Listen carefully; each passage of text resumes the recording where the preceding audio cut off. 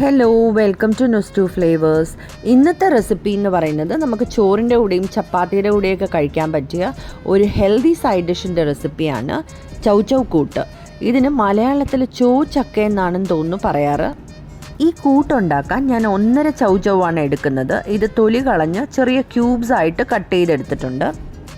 കുക്കറിലോട്ട് 1 cup കടലപ്പരിപ്പിട്ട് കഴുകി വൃത്തിയാക്കിയെടുക്കാം. 2 പച്ചമുളകും കൂടി കീറിയിട്ട് കൊടുക്കാം. സവാള അരിഞ്ഞതും ഞാനിവിടെ 1.5 സവാളയാണ് എടുത്തിരിക്കുന്നത്. കറിവേപ്പിലയും കൂടി ചേർത്ത് കൊടുക്കാം. ഇനി ഇതിലോട്ട് അരിഞ്ഞു വെച്ചിരിക്കുന്ന ചൗചൗ ചേർത്ത് കൊടുക്കാം. മഞ്ഞൾപ്പൊടിയും ആവശ്യത്തിന് വെള്ളവും ഉപ്പും കൂടി ചേർത്ത് ഒന്നിളക്കി അടച്ചു വെച്ച് 6-7 വിസിൽ വരുന്നവരെ വേവിച്ചെടുക്കാം.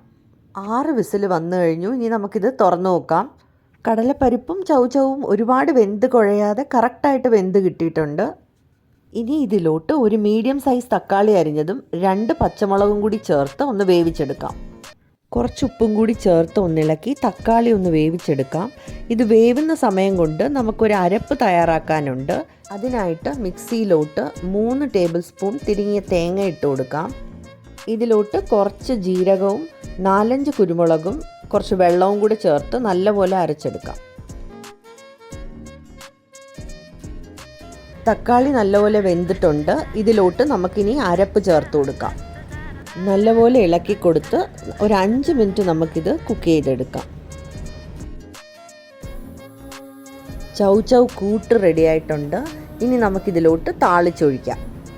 ഞാനിവിടെ താളിക്കാനായിട്ട് എണ്ണയിലോട്ട് കടുകും കുറച്ച് കടലപ്പരിപ്പും 1 വറ്റൽ മുളകും കുറച്ച് കായപ്പൊടിയുമാണ് ചേർത്ത് കൊടുക്കുന്നത്.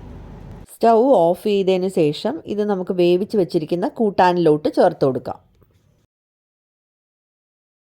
ചൗചൗ കൂട്ട് റെഡിയായിട്ടുണ്ട്. ഇത് തമിഴ്നാട്ടുകാരുടെ ഒരു സൈഡ് ഡിഷാണ്. ചൗചൗ കൊണ്ട് മാത്രമല്ല പടവലങ്ങ കൊണ്ടും ക്യാബേജ് കൊണ്ടും നമുക്കിത് ഉണ്ടാക്കാൻ പറ്റും. ചോറും രസവും കൂട്ടും നല്ല കോമ്പിനേഷനാണ്. ചപ്പാത്തിയുടെ കൂടെയും നമുക്കിത് കഴിക്കാൻ പറ്റും. ഈ റെസിപ്പി നിങ്ങൾക്ക് ഇഷ്ടമാവുകയാണെങ്കിൽ ലൈക്ക്, ഷെയർ ആൻഡ് സബ്സ്ക്രൈബ് ചെയ്ത് സപ്പോർട്ട് ചെയ്യണേ. Thanks for watching. ബൈ.